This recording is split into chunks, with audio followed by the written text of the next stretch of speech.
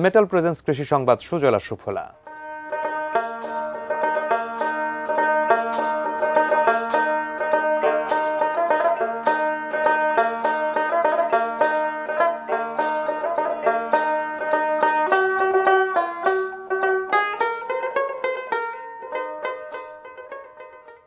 দেশের পেঁয়াজের ঘাটতি পূরণের লক্ষ্যে ফরিদপুরে ক্রমেই বাড়ছে পেঁয়াজ বীজের আবাদ।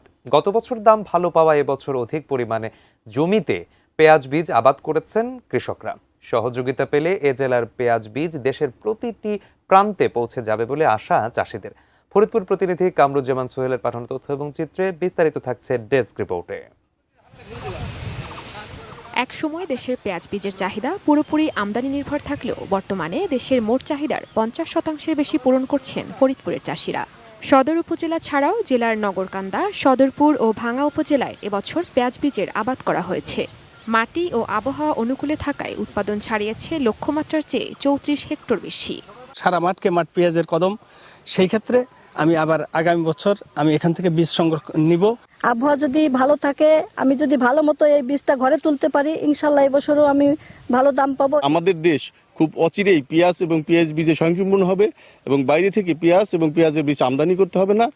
দেশের অন্যান্য অঞ্চলের উৎপাদিত পেঁয়াজ বীজের তুলনায় ফরিদপুর অঞ্চলের বীজের গুণগত মান ভালো হয় এর চাহিদাও বেশি। বর্তমানে প্রতিমন পেঁয়াজ বীজ বিক্রি হচ্ছে 2.5 থেকে 3 লাখ টাকা করে।